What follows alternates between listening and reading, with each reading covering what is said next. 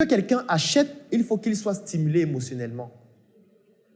Il faut qu'il retienne, c'est-à-dire la mémoire doit intervenir, ce qu'on a vu dans Apprendre à apprendre dans le module 1. Et après, il faut qu'il passe à l'action. Ça veut dire que dans votre approche, vous devez stimuler ses émotions.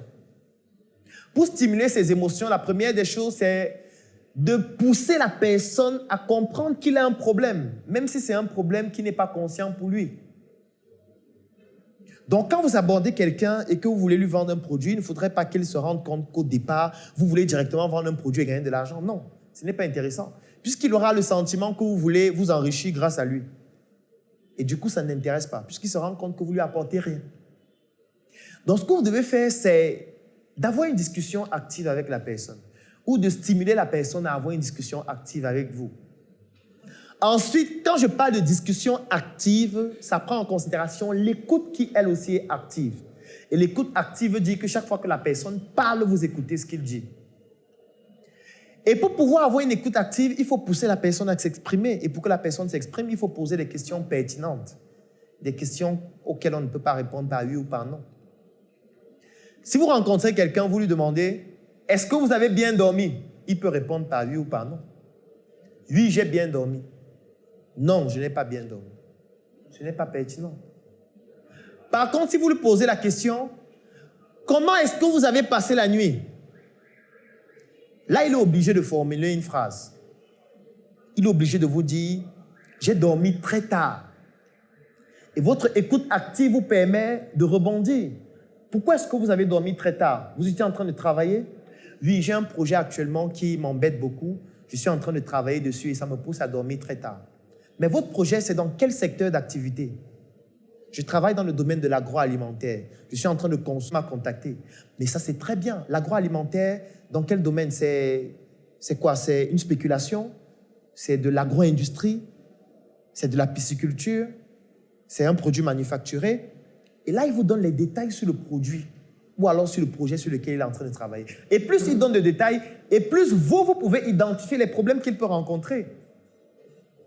Ou alors, vous pouvez le pousser à formuler les problèmes qu'il rencontre. Et quand il formule ces problèmes, vous les concevez et vous essayez de voir quel est le produit que je vends ou quel est le service que je vends qui est la solution par rapport à ces problèmes. Et quand vous venez maintenant, vous lui dites, alors moi, je me rends compte que vous êtes en train de travailler dans le domaine de l'agroalimentaire, notamment avec la spéculation maïs. Mais vous êtes en train de concevoir un business plan pour votre client. Dans votre business plan, vous avez pensé à l'approvisionnement en maïs? Où est-ce que vous allez trouver le maïs? Ou alors vous allez recommander votre client à trouver le maïs où? Il vous dit non, il y a des agriculteurs au Cameroun qui produisent le maïs, donc je vais le mettre en contact avec les agriculteurs.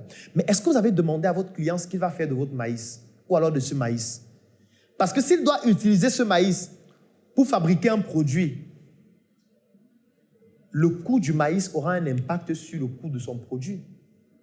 Ça veut dire que l'idéal, c'est qu'il ait le maïs au prix le plus bas possible.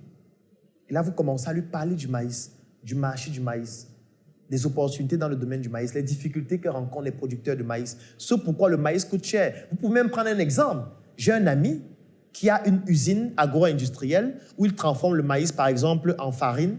Et le problème qu'il rencontre actuellement, c'est que le maïs est tellement cher sur le marché qu'il est obligé actuellement d'importer le maïs du Brésil.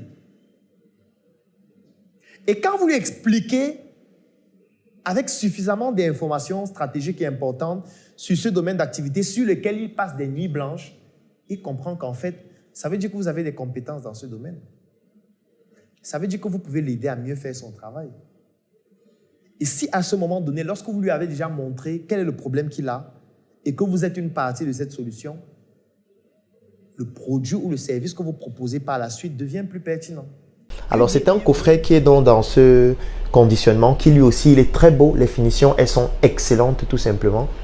Et quand vous ouvrez dans ce coffret, quand j'ouvre le coffret à l'intérieur, vous avez donc la notice. Alors, la notice, c'est quoi? Dans la notice, vous avez un tout petit document que j'ai conçu dans lequel vous avez les informations en ce qui concerne le coffret. Là, nous avons voulu apporter une innovation. Ça veut dire que le coffret a une forme de fusil parce que mon pseudonyme, c'est l'assassin. Et dans ce livret, donc, vous avez les informations concernant l'utilisation du coffret, les formations qu'on retrouve à l'intérieur, etc. Les numéros de téléphone à contacter en cas de besoin. Et c'est donc conservé dans ce package qui est dans la notice. Alors, après la notice, maintenant, vous avez le coffret en lui-même. À l'intérieur, vous avez donc cette clé USB en forme de pistolet.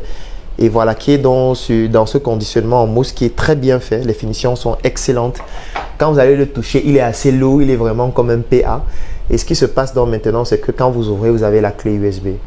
Et elle est brandée Claudel Noubissi. Alors, c'est une clé USB 3.0 de 128 Go qui comporte aussi toutes les formations à l'intérieur. Donc, c'est ainsi qu'est né le nouveau coffret VIP qui se présente donc ainsi. J'ai vendu mon lit, mon frère. J'ai arrêté de dormir, ma sœur. Et depuis ce jour, je me pose des questions. Je remets tout en question. Je suis né en Afrique de père et mère nucléaire. Eux aussi, ils sont nés de leur père et mère nucléaire. Dans mes veines coule le sang et les gènes de mes ancêtres. Tout à fait évident, je pratique le culte des ancêtres. Aujourd'hui